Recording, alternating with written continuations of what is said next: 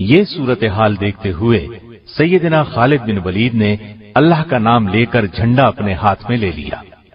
دشمن کے مقابلے میں مجاہدین کی تعداد آٹے میں نمک کے برابر تھی۔ مجاہدین کی کمان ہاتھ میں لیتے ہی سیدنا خالد بن ولید نے یہ حکمت عملی اختیار کی کہ چند گھڑ سواروں کے ذمے یہ کام لگایا کہ لشکر سے پیچھے ہٹ کر صرف گھوڑے دوڑاتے رہیں۔ انہوں نے جب یہ کام شروع کیا تو وہاں گرد و غبار اٹھنے لگا۔ رومی لشکر یہ صورت دیکھ کر خوفزدہ ہو گیا۔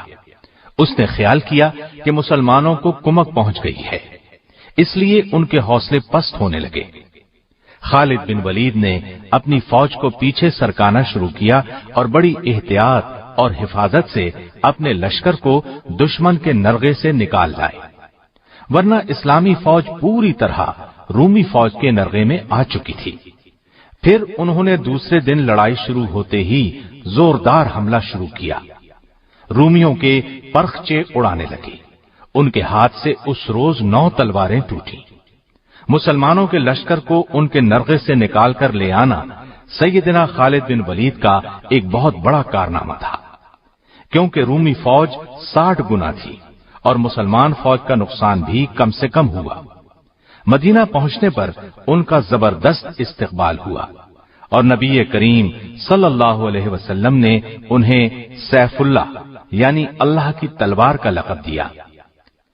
آپ کے ذہن میں یقیناً سوال ابھر رہا ہوگا کہ اسلام لاتے ہی جنہوں نے یہ کارہائے نمایاں انجام دے ڈالے وہ اسلام لانے سے پہلے کیسے تھے، کیا کرتے رہے؟ تو آئیے ہم ایک نظر ان کی اسلام سے پہلے کی زندگی پر بھی ڈال لیں۔ عرب کے تپتے ریگستان میں آپ نے پرورش پائی، بچپن ہی سے فنون سپاہ گری کی طرف متوجہ ہو گئے۔ ان کی جنگ جویانہ صلاحیتوں کو دیکھتے ہوئے قوم کی حفاظت ان کے سپرد کی گئی۔ گھڑ سواری کی تربیت بھی لی تھی، بلند مرتبت خاندان سے تعلق تھا، جوانی ہی میں طاقتور اور بہادر سپاہی شمار ہونے لگے، یہاں تک کہ پورے عرب میں مشہور ہو گئے۔ ایسے میں انہیں معلوم ہوا کہ قریش کے ایک نوجوان نے دعویٰ کیا ہے کہ اس پر اللہ کی طرف سے وحی آتی ہے۔ پھر انہوں نے رسول اللہ صلی اللہ علیہ وسلم کو لوگوں کو یہ دعوت دیتے ہوئے سنا، لوگو ایک اللہ کی عبادت کرو، پتھر کے بتوں کی پوجا چھوڑ دو۔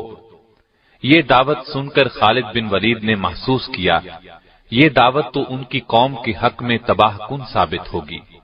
ان کی پوری قوم کی رائے یہی تھی، لہذا وہ کچھ اور سوچتے بھی کیسے۔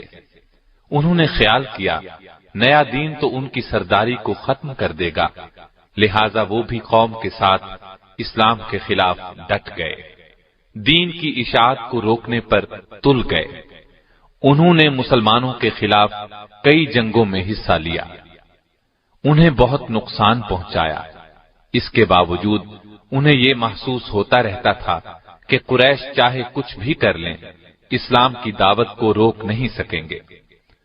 انہوں نے قریش کے ساتھ مل کر نبی صلی اللہ علیہ وسلم اور آپ کے صحابہ کو ستانے کا کوئی موقع ہاتھ سے نہ جانے دیا، مسلمانوں کا مکے میں رہنا ناممکن بنا دیا۔ آخر مسلمان مدینے ہجرت کر گئے۔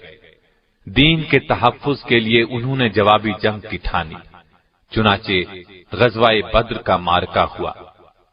قریش کے بہت سے سردار مسلمانوں کے ہاتھوں مارے گئے یا قیدی بنا لیے گئے۔